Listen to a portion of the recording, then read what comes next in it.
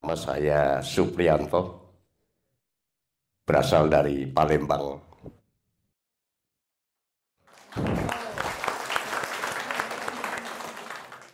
Kebetulan Palembangnya pas Palembang pinggiran. Sehingga sudah 2 tahun lamanya saya nonton YouTube beliau. Tapi apa yang terjadi setelah saya terpuruk, baru tergerak untuk datang mencari beliau. Dan di sela-sela keberangkatan yang cukup lama direncanakan, sampai-sampai istri saya mencipta, padahal itu sebetulnya meminta, tapi diartikan oleh beliau, itulah bentuk dari mencipta. Dan syukur alhamdulillah berkat kesungguhan dan keniatan kami untuk datang, dan kami diperkuat oleh teman yang setiap hari berkumpul ngobrol, dan baru saya kasih channelnya YouTube Bos Niku, ditonton baru 3 hari sudah ngotot ngajak ke sini. Itu Pak De Parmono, itu tepatnya tetangga saya dan bekas tim sukses saya. Dan pada waktu itu dia karena klenik keturunan Jawa, berangkat hari Selasa saja. Karena menurut hitungan itu ketemunya nanti hari ke-7. Jadi pasti dapat apa yang kita tuju nantinya. Tanpa disangka jam 4 sore kami bertemu dengan beliau di ruangan kolam tengah, dan kami bisa bercengkrama ngobrol dengan beliau. Itu Bapak Ibu yang saya hormati. Hingga ini kesaksian-kesaksian bukan rekayasa, bukan hanya sekedar slogan di YouTube yang kami selama ini tonton Bapak Ibu. Ternyata kami di sini disambut dengan sukacita, penuh dengan keramahan. Bahkan kami disiapkan makan, disiapkan kopi, sampai merinding saya. Sehingga belum saya pernah temukan tempat yang seperti ini dalam pelayanan. Mudah-mudahan ini nantinya saya akan tergerak dan tidak akan mengatakan mudah-mudahan. Ini pasti akan menjadi berkah kehidupan beliau. Dan vibrasinya bisa kepada kami yang jauh-jauh dari Sumatera untuk datang ke Salatiga. Bapak Ibu yang saya hormati, kawan-kawanku yang baru, kami ngobrol bercengkrama malam, bertukar pengalaman. Tapi pengalaman ini sangat tragis kami dengar Bapak Ibu. Karena keterpurukan dan karena keadaan.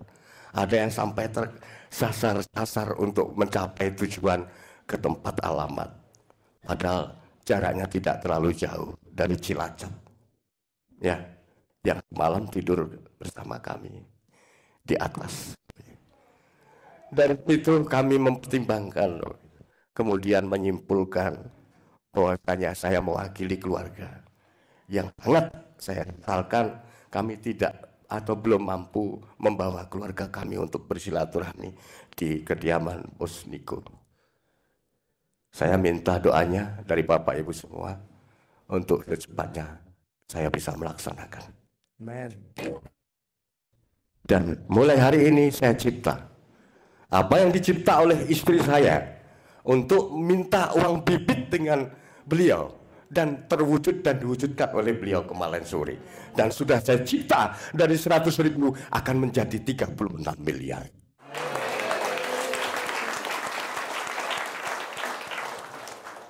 Dan dalam hal ini saya dituntun oleh Tuhan sehingga selamat sampai di tujuan, meski berangkat pun dengan kondisi kurang sehat, baik kondisi fisik maupun mentalnya. Karena dari korban-korban, ya boleh dibilang bukan penipuan, tapi itu merupakan dosa-dosa yang harus saya jalani sekarang. Ya, itu sangat luar biasa kalau diceritakan, nggak cukup 3 hari 3 malam. Jadi singkatnya saja, dalam pertemuan yang sangat-sangat kita banggakan ini, hanya saya ingin bertanya dengan Bos Niko, apa bedanya antara suratan garis tangan kemudian dengan takdir. Ya, itu nanti mohon penjelasan pencerahannya. Apa perbedaan suratan takdir dan suratan garis tangan? Ini yang belum saya bisa temukan. Yang selama tema-tema materi beliau saya tonton dari awal sampai habis dari sebuah tema yang dibuat di YouTube. Sehingga sampai yang menurut saya belum bisa memahami, saya download sampai 70 judul, kemudian itu saya hafalkan, saya setel ulang-ulang hingga saya bisa merasakan betul apa yang disampaikan oleh beliau. Dan karena saya menyatakan dan menanyakan itu kepada beliau untuk bisa memberikan penjelasan pencerahan antara perbedaan suratan garis tangan dan takdir tadi, dan cara mengubahnya tadi mungkin dengan doa-doa yang kita panjatkan di jam 3 subuh ya. Jadi hanya saja saya bukan protes dengan takdir dan suratan garis tangan ketika saya tidak mencapai apa yang saya inginkan. Saya selalu menyalahkan itu. Memang belum nasib. Mungkin tidak ada takdir. Mungkin tidak ada suratan garis tangan. Dan kalau menurut ajaran Islam sebelum dilahirkan sudah tercatat di Lauhul Mahfuz. Nah ini Pak Niko, tolong dijelaskan dan terima kasih atas perhatian dan penjelasan beliau. Dan semoga ini nantinya mendapatkan pencerahan yang lebih dalam dan dapat kita pahami. Terima kasih. Assalamualaikum warahmatullahi wabarakatuh. Oke Pak Prianto, pertanyaan yang bagus. Nanti mewakili semuanya ya. Takdir itu yang pertama, takdir itu nomor satu adalah kelahiran. Itu takdir ya. Kita tidak bisa milih lahir jam berapa, tanggal berapa, di keluarga mana, itu tidak bisa milih. Jadi takdir itu yang nomor satu, lahir itu takdir. Ya, kita ditakdirkan untuk lahir di dunia ini.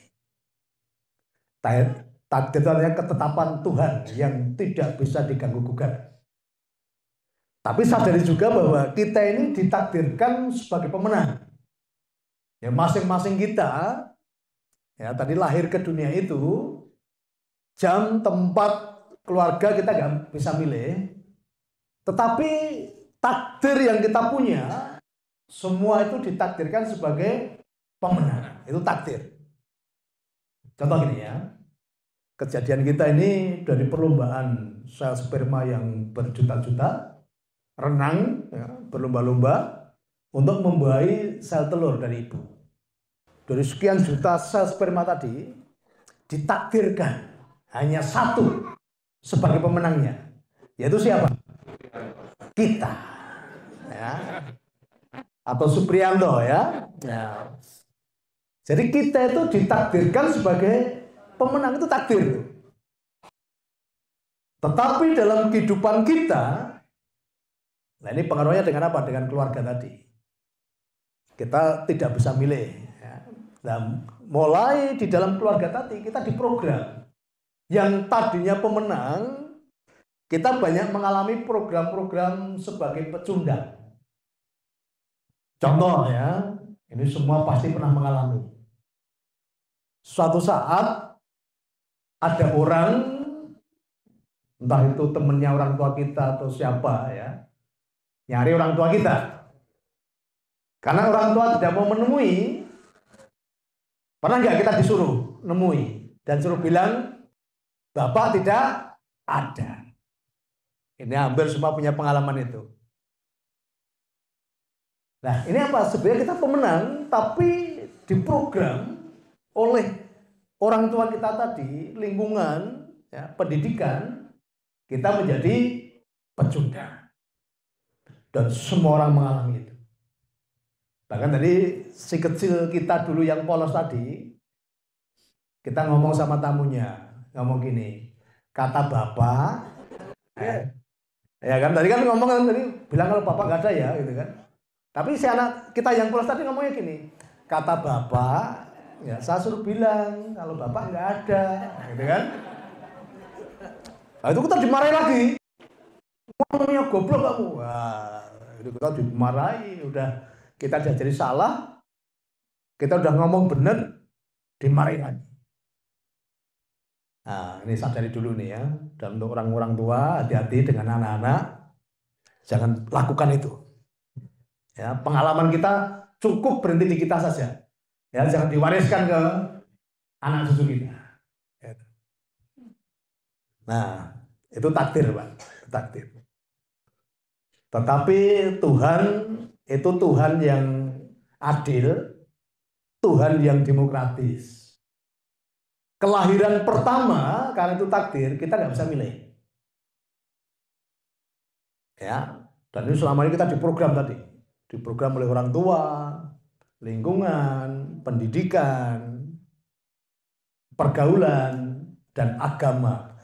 Agama ini salah satu yang menanamkan program paling kuat di dalam kehidupan banyak orang.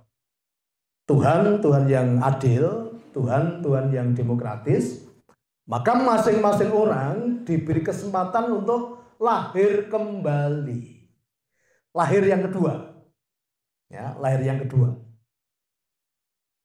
Lahir yang kedua bukan berarti mlebu nang gone ibune terus kan lahir enggak ya. Lahir secara rohani. Lahir secara pengertian. Ya, lahir secara mindset yang benar. Pengetahuan-pengetahuan yang benar. Maka banyak orang datang ke sini itu sebenarnya dalam rangka apa? Lahir kembali dengan pola pikir yang benar, dengan cara pandang yang benar, dengan mengenali Tuhan yang benar. Karena selama ini kita diberitahu Tuhan yang menakutkan tadi. Ya, Tuhan yang seolah-olah tidak mau kalau umatnya itu hidupnya baik. Tuhan yang selalu menyiapkan hukuman-hukuman. Kalau saya ceritakan, dikembalikan ke kita aja. Ada nggak kita orang tua yang sengaja agar nggak anak, so anak tak siksa, kan nggak ada kan seperti itu kan? Nah kita orang yang berdosa aja nggak pernah menyiksa anak gitu loh. Apalagi Tuhan yang maha kasih. Namanya maha kasih itu ya kasih adanya. Tetapi Tuhan yang kami kenal, Tuhan yang kita kenal, Tuhan katakan begini, apapun kondisimu saat ini itu adalah konsekuensi dari perbuatanmu di masa lampau. Ingat-ingat dulu ya, apapun kondisimu saat ini, itu adalah konsekuensi dari perbuatanmu di masa lampau. Ini bukan nggak ada hubungannya dengan dosa. Karena semua kalau bicara di semesta itu adalah konsekuensi dari sebuah perbuatan. Jadi kondisimu saat ini adalah hasil dari konsekuensi kehidupanmu di masa lalu. Kalau saat ini kamu menderita, kamu mengalami masalah karena hasil dari perbuatanmu di masa lalu.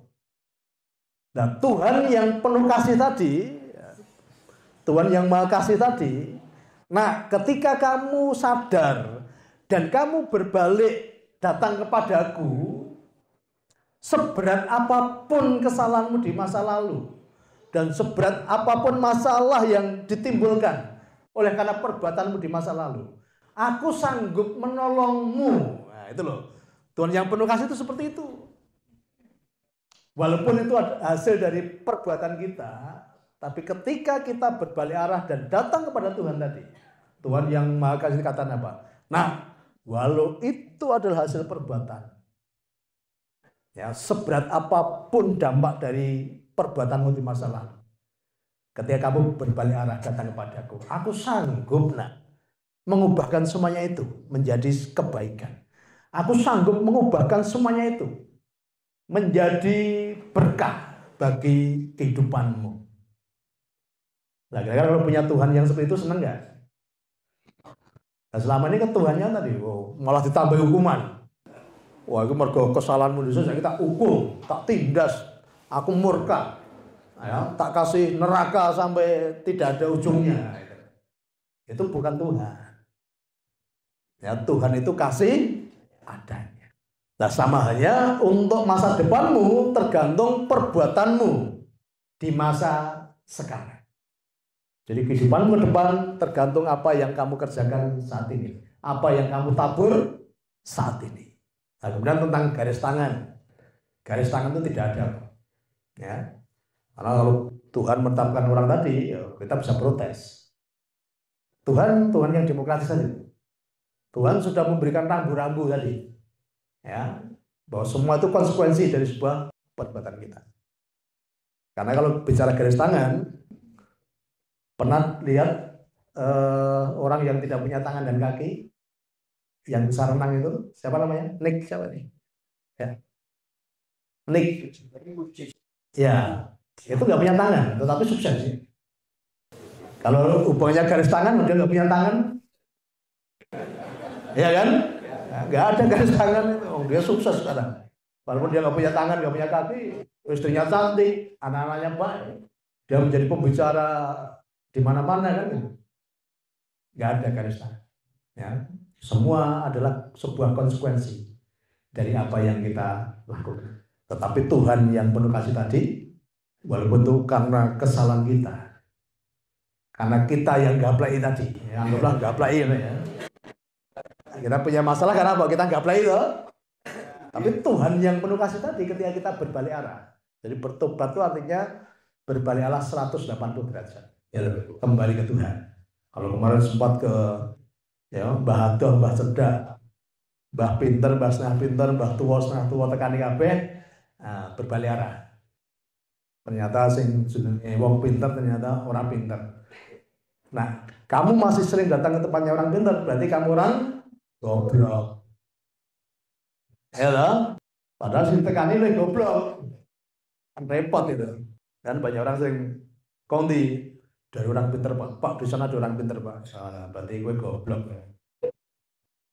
Ya, jadi percaya ya ada Tuhan dalam diri. Bisa mencipta apapun juga.